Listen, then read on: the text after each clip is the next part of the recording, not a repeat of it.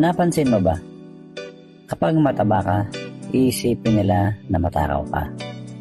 Kapag payat ka naman, iisipin nila na may sakit ka.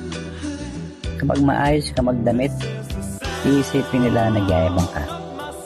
Kapag simple naman, sasabihin nila wala kang pambili. Kapag seryoso ka, nakaka-boring. Kapag funny ka naman, iisipin nila na immature ka. Kapag single ka, iisipin nila malungkot ka. Kapag successful ka, iisipin nila na mayabang ka.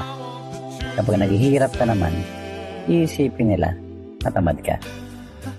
Ano man ang gawin mo sa buhay, meron at meron masasabi ang mga tao sa paligid mo. Kaya gawin mo kung ano yung nagpapasaya sa'yo. Basta wala kang tinatapakang tao at ito ay makakabuti para sa'yo.